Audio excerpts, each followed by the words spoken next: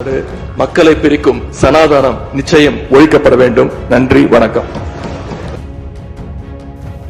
सनातन को dengue malaria कहते हुए उसे खत्म करने की बात कही है. सनातन कोई राजनीतिक फुटबॉल नहीं है जिसे कोई भी ऐरा गहरा नत्थु खैरा ठोकर मारे. सनातन वो वट वृक्ष है जिसने पूरे मानवता को आश्रय दिया हुआ है. कि आप अपने धर्म का प्रचार करें परंतु किसी के धर्म के विषय में अनर्गल बातें ना करें, अपशब्द ना कहें. दुष्ट व्यक्तियों को एक तो राजनीति से भी बाहर का रास्ता दिखावे. जो भी एडवोकेट, जो भी वकील इनके खिलाफ केस भी लड़ेगा और करेगा उसे 11 लाख रुपए का पुरस्कार भी देगी. और हमारी सत्ता कायम हो इसलिए लोग ऐसा कर रहे हैं. द्रविड़ मुनेत्र कगड़म के नेता उदयनिधि स्टालिन, उनका एक बयान काफ़ी तेज़ी से वायरल हो रहा है जिसमें वे सनातन धर्म के और सनातन धर्म के अनुयायियों के खिलाफ, जो सनातन धर्म को मानते हैं उनके खिलाफ एक टिप्पणी कर रहे हैं. उनका कहना है कि जो सनातन धर्म को मानते हैं या जो सनातनी लोग हैं उनके खिलाफ वो बयान दे रहे हैं. उनका कहना है कि ऐसे लोगों को या ऐसे धर्म को हटा देना चाहिए. और ये सारा बयान वो ऐसी स्थिति में दे रहे हैं जहाँ पे बड़े बड़े नेता बैठे हुए हैं. अब यहाँ पर कुछ लोग पहुँचे हुए हैं. राजधानी रायपुर में भी इसका प्रभाव देखने को मिल रहा है. राजधानी रायपुर में उसका प्रभाव ये देखने को मिल रहा है कि काफ़ी अधिक संख्या में जो हिंदू संगठन के लोग हैं, रुद्र सेना के लोग यहाँ पर पहुँचे हुए हैं. उनसे बातचीत करेंगे कि क्या कुछ यहाँ पर परेशानियाँ देखने को मिल रही है. पंडित जी, आप लोग आज यहाँ पर सारे लोग पहुँचे हुए हैं, क्या कुछ विषय है जिसकी वजह से आप लोग पहुँचे हैं? क्यों सनातन धर्म के खिलाफ लगातार इस तरीके की टीका टिप्पणी की जा रही है? देखिए, सनातन धर्म कोई ऐसी चीज़ नहीं है और सनातन धर्म जो बड़ा होता है विरोध उसी का होता है. ये बात तो आप सुनती है.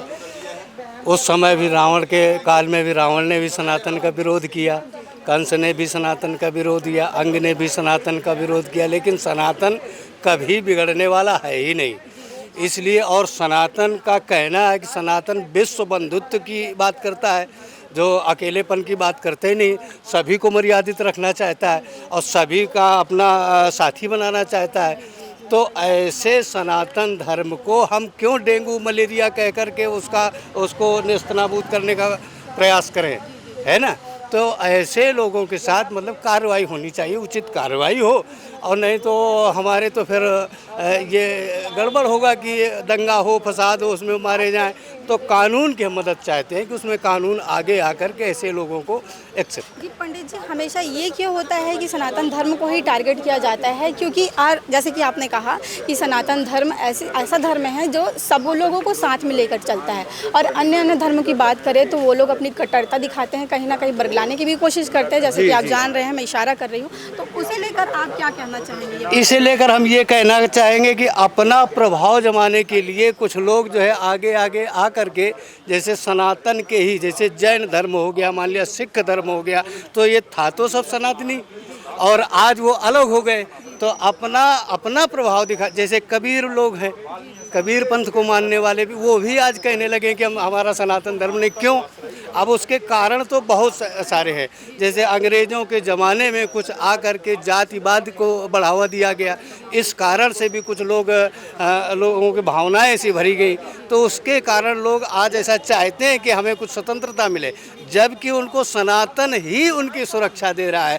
हमारे यहाँ आदिकाल भी उठा करके देखिए तो चाहे वो नाई हो, चाहे कहार हो, चाहे वो झाड़ू लगाने वाला, उसको भी प्राथमिकता दी गई, उसको समय पर सम्मान दिया गया है. कहीं पर भी आप देखिए उठा करके शादी बारात में, काम काज में उनको सम्मानित किया गया है, ऐसे लोगों को भी. लेकिन आज जो है तो हमारे कुछ लोग बाहरी विदेशी ताकतें, जैसे ओम शांति वाले भी हैं, जो ब्रह्मा कुमारी वाले हैं, तो वो भी सनातनी अपने को कहते हैं, लेकिन सनातन धर्म का विरोध भी करते हैं. किस हिसाब से? जो पूजा पाठ नहीं करेंगे, देवताओं को नहीं मानेंगे, तो सनातन का विरोध हो गया कि नहीं? वेदों को नहीं मानेंगे, अब वेद से ही सनातन धर्म प्रवर्तित है. तो जो वेदों को नहीं मानता है तो वो सनातनी कैसे हो सकता है? तो इस प्रकार से अपने आप को उठाने के लिए, अपना एक ग्रुप बनाने के लिए और हमारी सत्ता कायम हो, इसलिए लोग ऐसा कर रहे हैं. राजनीति में भी इसका प्रभाव? जी, राजनीति में भी ऐसा लोग चाहते हैं. मैं योगेश गिरी महंत हूँ, ये सिलतरा में पशुपतिनाथ मंदिर का.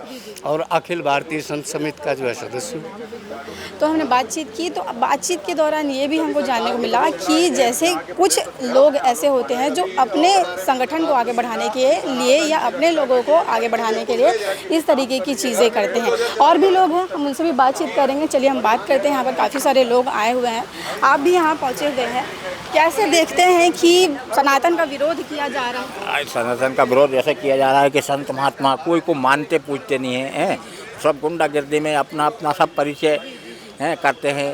जैसा तमिलनाडु में सरकार बनाई तो उसमें भी अशब्द ये लिखे पेपर में सब में ही करके नहीं, इसलिए हम यहाँ साहब के पास में एफआईआर दर्ज कराने के लिए आए। कुछ बातचीत हुई अंदर? कुछ बातचीत हुई नहीं, अंदर कुछ नहीं, अभी यहीं हुआ जो भी हुआ। ये तो और भी लोग हैं जिनसे हम बातचीत करेंगे कि क्या किस तरीके से चीज़ें हो रही है, क्योंकि लगातार जो है सनातन धर्म का विरोध किया जा रहा है। अलग अलग जगहों में अलग अलग तरीके से विरोध किया जाता है। कभी कभी ये कहा जाता है कि कोई पर्टिकुलर पार्टी जो है ये पशुओं के सहारे से राजनीति करती है, धर्म की राजनीति करती है। क्या वहाँ पे भी जो साउथ को लेकर के, तेलंगाना को लेकर के आप लोग यहाँ पर आए हैं, जो बयान दिया गया है, क्या वहाँ पर भी कोई धर्म की राजनीति नहीं हुई है?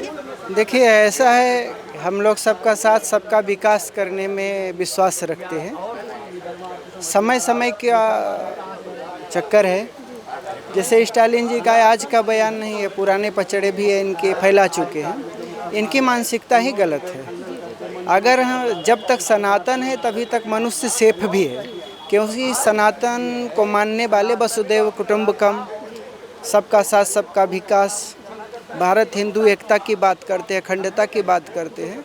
आप इनके बयानों से राजनीतिक दलों की जहाँ तक बात है, तो आप कभी गौर करके देखिए कि जब कभी ऐसे दंगे हुए तो इसमें कितने राजनेता मारे गए, कि कितने उसमें गरीब ही पीसे जाते हैं। ठीक, तो मेरा कहने का, मैं अब लोगों से भी आह्वान करूंगा कि ऐसे भी दुष्ट व्यक्तियों को एक तो राजनीति से भी बाहर का रास्ता दिखावें, और दूसरी चीज़, इनसे जीवन में सेफ रहने की खुद की भी सेफ्टी का विचार करें। और धर्म की राजनीति देखिए आज की नहीं, सदियों से चली आ रही है। एक समय ऐसा था कि एक ही पार्टी एक समाज के वोटों पर निर्भर रहती थी, लेकिन अब समय बदल रहा है धीरे धीरे।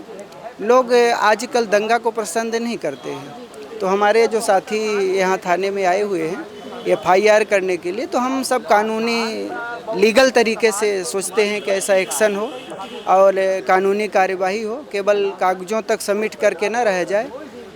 तो इस संदर्भ में हम लोग यहाँ आए हैं, क्योंकि किसी के हृदय को झकझोर देना ये नॉर्मल बात है उनके लिए, लेकिन किसी की भावना को ठेस पहुँचाना उनके लिए नॉर्मल हो सकती है, लेकिन सनातन के लिए दुखदाई है। उसमें सनातन छोटा सा नहीं है, सनातन एक कल्प वृक्ष है। इसमें अनेक हजारों प्रकार के जातियां हैं। आज जाति लोग मानते हैं, लेकिन भगवान कृष्ण गीता में कहते हैं चतुर्वर्णों मया सृष्टा गुण कर्म विभाग सा। हम तो उस दृष्टि को मानने वाले हैं, हम उस चीज़ को मानने वाले हैं गुण कर्म के हिसाब से। ठीक, कोई ऐसा जरूरी नहीं है कि शूद्र कुछ अलग है, ब्राह्मण कुछ अलग है, क्षत्रिय कुछ अलग है। सबके कर्म अपने अपने हिसाब से। वेद भी कहता है कि ब्राह्मणों से मुखमासित बाहु राजन्य कृता उरुदम पद्भंग गुण शूद्रो। हमारे यहाँ चरण, जिसको ये लोग शूद्र बोलते हैं, हमारे यहाँ शूद्र की भी पूजा है। श्री कृष्ण पुराण में ऐसा कहा गया है कि चरणम पवित्रम विद्युत पुराणम। कोई प्रणाम भी करेगा तो चरण में करेगा, सर में नहीं करेगा।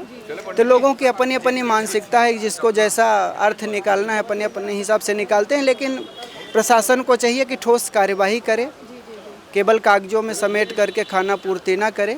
बस, जय श्री राम। मेरा नाम ज्योतिषी आचार्य अखिलेश, श्री राम परिवार सेवा संस्थान मध्य प्रदेश। तो आपने सुना कि ये लोग जो यहाँ पर पहुँचे हुए हैं और थाने में जाकर इन्होंने अपना आवेदन दिया है, और इनका कहना है कि जो सनातन के खिलाफ जो बयान दिया गया है उसके खिलाफ सख्त से सख्त कार्रवाई की जाए, और अगर कार्रवाई नहीं होती है तो इनका एक उग्र प्रदर्शन भी किया जाएगा, क्योंकि सनातन के खिलाफ लगातार कहीं ना कहीं अलग अलग अनर्गल बातें की जा रही है। अब इन सारे विषयों को लेकर के आपके क्या विचार है उसे कमेंट बॉक्स पर ज़रूर लिखिएगा। चैनल को सब्सक्राइब करिएगा। धन्यवाद जी। हमें आज थाना आज़ाद चौक में शिकायत प्राप्त हुई रुद्र सेना के माध्यम से कि डीएमके पार्टी के किसी नेता ने एक धर्म विशेष के खिलाफ कोई आपत्तिजनक टिप्पणी की है। इसमें शिकायत के ऊपर जांच की जा रही है और आगे की कार्रवाई की जाएगी। उदय भानु स्टालिन एडीएमके के नेता और नेता प्रतिपक्ष तमिलनाडु ने सनातन को डेंगू मलेरिया कहते हुए उसे खत्म करने की बात कही है। हम यहाँ पर आज एसीपी साहब के पास आज़ाद चौक में उपस्थिति दर्ज करा के हमने उनके खिलाफ एफआईआर दर्ज कराने की मांग की है। आर्टिकल 28 कहता है कि आप अपने धर्म का प्रचार करें, परंतु किसी के धर्म के विषय में अनर्गल बातें ना करें, अपशब्द ना कहें। इन्होंने सीधे सीधे समाचार पत्रों के माध्यम से और इलेक्ट्रॉनिक मीडिया के माध्यम से, अपने ट्विटर हैंडल के माध्यम से यह बात कही है जो कि अधिकृत मानी जाती है। इसलिए हमने इनसे निवेदन किया है कि इनके खिलाफ तत्काल प्रभाव से एफआईआर किया जाए और इसके बाद रुद्र सेना पूरे छत्तीसगढ़ में हर जिले में जाकर इनके खिलाफ एफआईआर कराएगी। जो भी सनातन विरोधी ताकतें हैं, क्योंकि इनके एक बयान से आज हमारे 125 करोड़ हिंदुओं की आत्मा को जिस प्रकार से चोट पहुंचा है, इनके एक बयान से जिस प्रकार से मठ मंदिरों से लोग निकलकर आज आक्रोश प्रदर्शन कर रहे हैं, इनके एक बयान से आज हो सकता है भारत आग में जलता है, लेकिन हिंदू धर्म हमेशा से शांति का प्रतीक रहा है। इसलिए हम लोगों ने शांति से निवेदन किया है कि आप इनके खिलाफ एफआईआर करिए और ऐसे तत्वों को जब आप जेल में डालेंगे तो धर्म काउंसिल, रुद्र सेना, जो भी एडवोकेट, जो भी वकील इनके खिलाफ केस भी लड़ेगा और करेगा, उसे 11 लाख रुपए का पुरस्कार भी देगी। मैं आलोक पांडे, रुद्र सेना का अध्यक्ष हूँ, अखिल भारतीय हिंदू महासेना का भी प्रदेश अध्यक्ष हूँ। काउंसिल आज तमिलनाडु के नेता स्टालिन के बयान के विरोध में आज़ाद चौक थाने आई है कि उनके बयान को संज्ञान में लेते हुए उन पर एफआईआर दर्ज किया जाए। मैं यहाँ पर कहना चाहूँगा कि सनातन कोई राजनीतिक फुटबॉल नहीं है जिसे कोई भी ऐरा गहरा नत्थू खैरा ठोकर मारे। सनातन वो वट वृक्ष है जिसने पूरे मानवता को आश्रय दिया हुआ है। आर्टिकल 28 की बात जैसे आलोक पांडे जी ने कही है कि भाई आप अपने धर्म का पालन कीजिए, लेकिन आप किसी धर्म विशेष के खिलाफ में ऐसा टिप्पणी नहीं कर सकते। भारत सनातनियों का देश है और यह कहना कि सनातन डेंगू मलेरिया है, इसे भारत से खत्म कर देना चाहिए, अत्यंत घोर निंदनीय है। और ऐसे लोगों को राजनीति से तो बाहर का रास्ता दिखाए ही जनता, लेकिन ऐसे लोगों के खिलाफ एफआईआर भी दर्ज हो ताकि और कोई भी सनातनियों को ऐसा कहने का हिम्मत भविष्य में भी न कर सके। बहुत बहुत धन्यवाद। मैं डॉक्टर सौरभ निर्वाणी, धर्म स्तंभ काउंसिल छत्तीसगढ़।